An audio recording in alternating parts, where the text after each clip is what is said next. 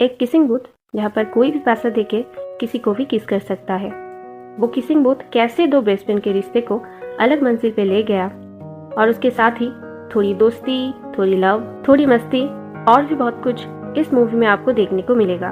तो हे you guys, जी हाँ, आज हम एक्सप्लेन करेंगे 2018 में release rom com movie the kissing booth को। लेकिन उससे पहले अगर चैनल पर नए हो तो प्लीज चैनल को सब्सक्राइब करके बेल आइकन दबा दो, इससे मुझे मोटिवेशन मिलते रहेंगे। तो अब एक्सप्लेनेशन शुरू करते हैं। कहानी मेनली है एल, ली और ली के बड़े भाई नोआ के बारे में। एल और ली बेस्ट फ्रेंड होते हैं। इत्तेफाक से ये दोनों एक ही दिन एक ही हॉस्पिटल में एक ही टाइम पैदा हुए थे।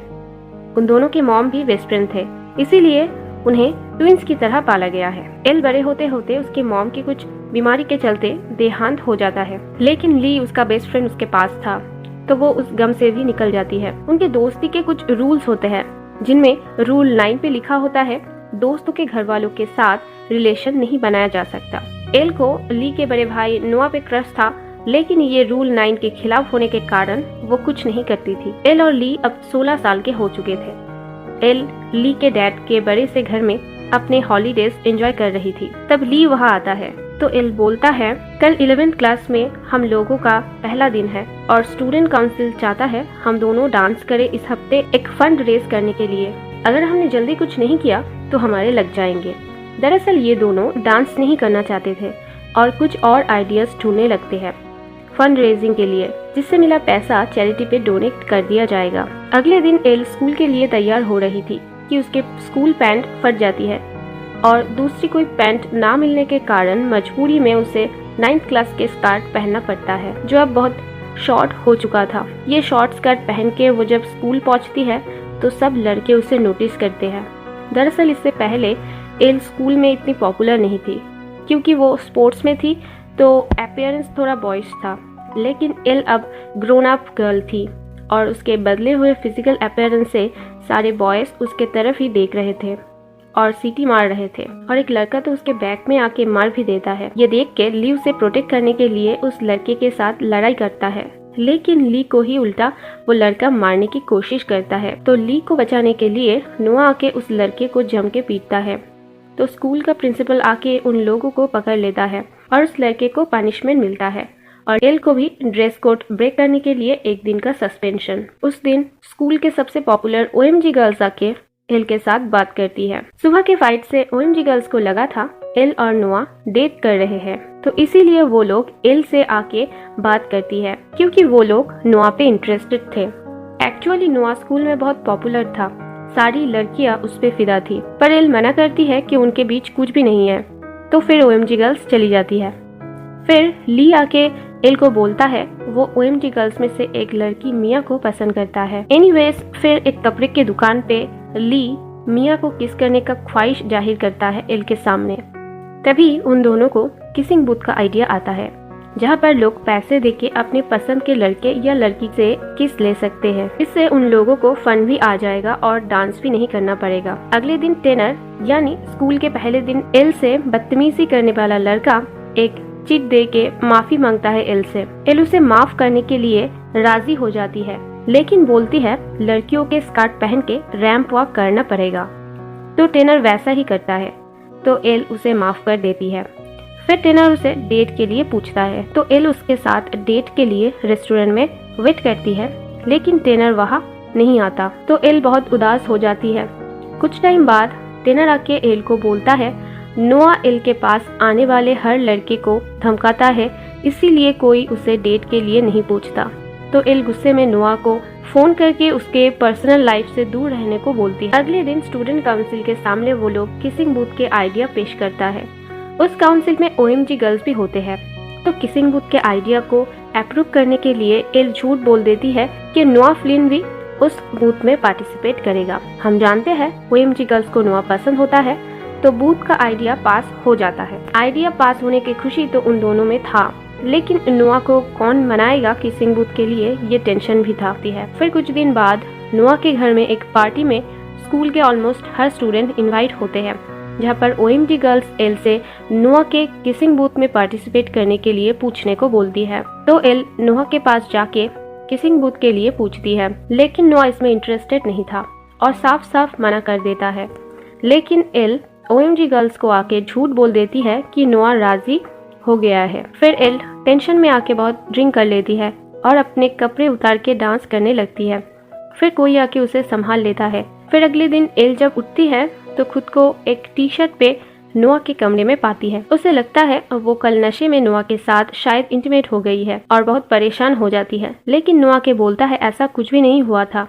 तो एल थोड़ा रिलैक्स होती है। फिर स्कूल में OMG गर्ल्स एल से नोआ के बारे में और जानकारी चाहती है और एल उन तीनों को किसिंग बूथ के वॉलंटियर बनाने के लिए झूठ बोल देती है कि नोआ उन तीनों में से किसी एक को पसंद करता है और वो बूथ में तभी आएगा जब वो लड़की स्टेज में रहेगा। तो वो लोग एक्साइटेड होके बूथ में वॉलंटियर बनने के लिए राजी हो जाती है। फिर आता है कार्निवल के दिन और OMG गर्ल्स की वजह से कमाई बहुत होता है। एल उस दिन भी नोआ को मनाने की बहुत ट्राई करती है, लेकिन नोआ मना कर देता है।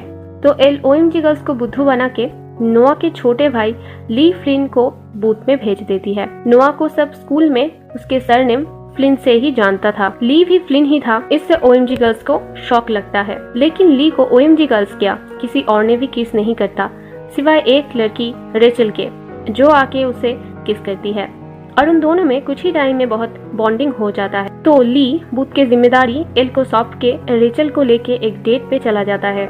OMG गर्ल्स एल से बदला लेने के लिए एल को ब्लाइंड फोल्ड करके एक नॉट सो पॉपुलर लड़के को किस करने को भेजता है, लेकिन इत्तेफाक से वो लड़का हटके तब नोआ वहाँ आ जाता है स्टेज पे। एल ब्लाइंड फोल्डेड ही बोलती है ये मेरा पहला किस है। तभी नोआ उसे किस करता है। एल को एक अलग ही फीलिंग होता है। वो ब्लाइंड फोल्ड हटाती है और नोआ को देखती है। फिर वो दोनों फिर से किस करते हैं। तभी एल को रूल 9 याद आता है और ली को जाके ये सब बोलती है। ली इसे लाइटली लेता है और एल को इससे आगे ना बढ़ने को बोलता है। फिर ली रेचल के साथ निकल जाता है। एल को ड्रॉप करने के लिए कोई भी नहीं था, तो एल अकेले ही चल रही थी कि नोआ आके उसे लिफ्ट देता है, लेकिन रास्ते में मौसम बहुत खराब होके जोर से बारिश होने लगता है। तो नोआ एल को लेकर एक शेड पे रुकता है। वहाँ वो दोनों अपने फीलिंग्स को नहीं रोक पाते और फिर से किस करते हैं। तभी उस जगह के वॉचमैन वहाँ आता है। वो नोआ को अच्छे से जानता है। वो नोआ को बोलता है वहाँ उसे लड़कियों को नहीं लाना चाहिए। तो एल बहुत नाराज हो जाती है कि नोआ ने उसे उसके हुकअप स्पॉट पे ले गया है, लेकिन नोआ बोलता है तुम बाकी लड़कियों से बहुत अलग हो, मुझे हमेशा इग्नोर करती हो, इसीलिए मुझे तुम बहुत पसंद हो। फिर नोआ उसे घर छोड़ता है। एल सिर्फ नोआ के बारे में ही सोचे जा रहा था। कुछ दिन बाद ये लोग बीच में पार्टी करने जाते हैं, जहाँ पर वो लोग बहुत इंजॉय करते हैं, लेकिन एक लड़का एल से बदतमीजी करने लगता है। तो नोआ वहाँ गुस्से में आ जाता है, लेकिन एल झगड़ा नहीं चाहती थी। तो नोआ को बोलती है क्या तुम मुझे घर छोड़ सकते हो। फिर वो दोनों जाने लगते हैं, लेकिन वो लड़का एक भद्दा कमेंट करता है, तो नोआ उसे एक घूसा मारता है। ये देख के एल वहाँ से जाने लगती है। फिर नोआ उसे सॉरी बोलता है और उसे पहाड़ी पे हॉलीवुड साइन के पास ले जाता है, जहाँ पर दोनों अपने प्यार का इजहार करते हैं और फिर वो दोनों इंटीमेट होते हैं। एल बोलती है मैं जब तक ली को सब कुछ नहीं बोलती तब तक इस रिलेशनशिप को हम प्राइवेट ही रखेंगे। फिर कुछ दिन तक वो लोग छुपते छुपाते क्वालिटी टाइम स्पेंड करते हैं। एक दिन वो लोग नोआ के रूम पे ही होते हैं, तब नोआ की मॉम डोर नॉक करती है। तो एल जल्दी से बेड के नीचे छुप जाती है। नोआ की मम्मी के बातों से उसे पता लगता है कि नोआ बहुत जल्द ही स्कूल खत्म करके हार्वर्ड यूनिवर्सिटी जाने वाला है। ये जानकर उसे थोड़ा दुख होता है, क्योंकि नोआ बहुत जल्द ही उसे छोड़कर जाने वाला है, लेकिन वो नोआ के लिए खुश भी होती है। ऐसे ही कुछ और दिन बीत जाते हैं। एक दिन ली एल और नोआ को एक साथ देख लेता है। फिर एल से पूछता है उन दोनों के बीच कुछ चल तो नहीं रहा, लेकिन एल कुछ नहीं बता पाती और बोलती है ऐसा कुछ भी नहीं है। लेकिन कुछ देर बाद ही ली उन दोनों को किस करते हुए देख लेता है। ली को ये देख के बहुत बुरा लगता है, क्योंकि ना सिर्फ एल ने दोस्ती का रूल नंबर 9 तोड़ा था, ऊपर से ली को झूठ भी बोला है। ली फौरन ही वहाँ से बाहर चला जाता है। एल उसके पीछे भागती है उसे मनाने के लिए, लेकिन ली कुछ नहीं मानता। वो बोलता है बचपन से नोआ जो कुछ चाहा उसे वो सब कुछ मिला, लेकिन मुझे उससे दुख नहीं था क्योंकि मेरे पास तुम थी, लेकिन आज नोआ ने तुम्हें भी मुझसे छीन लिया। और वहाँ से निकल जाता है और कुछ दिन एल से बात नहीं करता। एल बहुत कोशिश करती है ली को मनाने के लिए। फिर फाइनली एक दिन ली उसे माफ कर देता है, because after all they are best of friends. फिर प्रॉम नाइट पे ली रेचल और एल के साथ जाता है, जहाँ पर पूरे साल के ब्यूटीफुल मेमोरीज को फोटो में दिखाया गया है। उस मेमोरीज में किसिंग बूथ का प्लेटफॉर्म भी होता है। वहाँ फिर ली रेचल को फिर से किस करता है, क्योंकि इसी बूथ से उन दोनों के लव स्टोरी शुरू हुआ था। वहाँ पर फिर अचानक नोआ भी आ जाता है और एल से अपने प्यार का इजहार करता है। ये देख के एल बहुत इमोशनल होती है, लेकिन एल अब ली को और दुख नहीं देना चाहती थी और इसीलिए उसे मना करके वहाँ से चली जाती है। फिर प्रॉम नाइट के बाद नोआ ली के कमरे पे आता है और सब चीज़ों के लिए माफ़ी मांगता है, लेकिन बोलता है वो एल से सच में बहुत प्यार करता है और बोलता है वो कल यानी ली और एल के बर्थडे वाले दिन ही बॉस्टन में अपने कॉलेज के लिए चला जाएगा। फिर आता है ली और एल का बर्थडे। वहाँ सब लोग बहुत एंजॉय करते हैं, लेकिन एल को बहुत खालीपन महसूस होता है। फाइनली वो ली से बोलती है मैं नोआ से बहुत प्यार करती हूँ और उसके बिना नहीं रह सकती।